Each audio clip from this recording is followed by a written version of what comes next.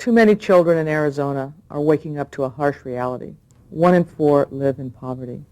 As I said during last year's State of the State, this is Arizona, not a third world nation. We can do better, and we must do better. Our children are counting on us.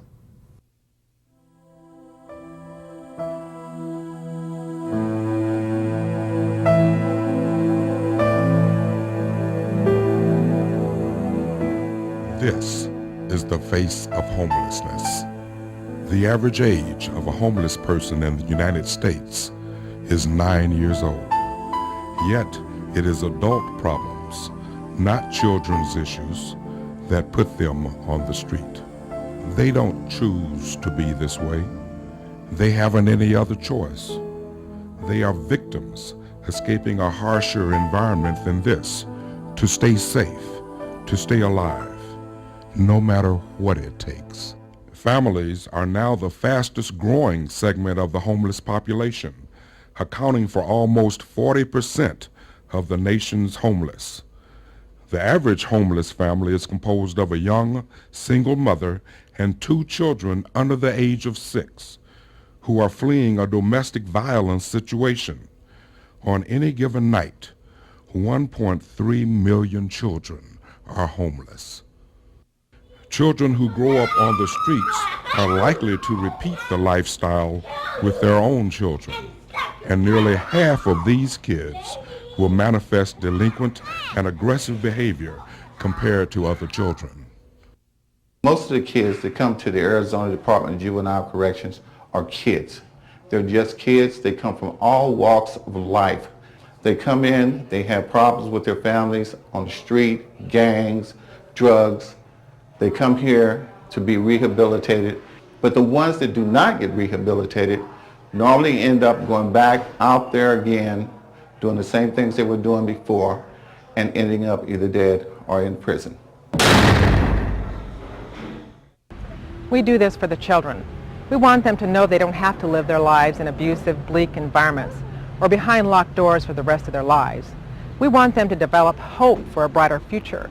We want them to learn the skills that they will need to realize their dreams. Our task back in 1989 was to house families, the first 4 coming out of a domestic violence shelter. Today, housing is still a basic need, but more importantly than that, we're focusing on intervention services in the lives of families in crisis so that we can break the cycles that are negative that will continue to perpetuate themselves left unaddressed. 1 or 2 parent homeless families with dependent children can qualify for assistance from Save the Family only if they demonstrate that they are motivated to decrease their dependence on government assistance. I left because it was just a domestic violence situation. When we left, we were in our car for a while. We didn't have anywhere to go. After that, we were in a motel until I found out about Save the Family, and we applied for Save the Family, and we got in. And we went into one of their houses, and that's where we've been ever since. Once accepted into the program, families enter into a written agreement to work diligently towards self-sufficiency. They received furnished housing, paid utilities, and additional ongoing support as needed.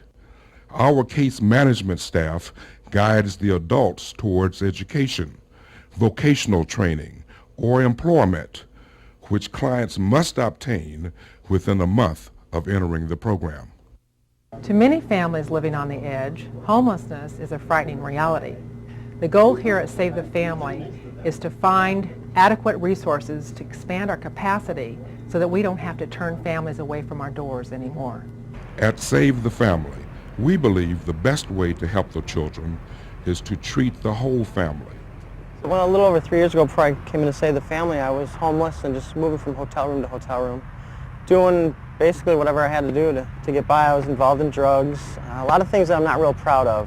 Through Save the Family, I learned to start appreciating things.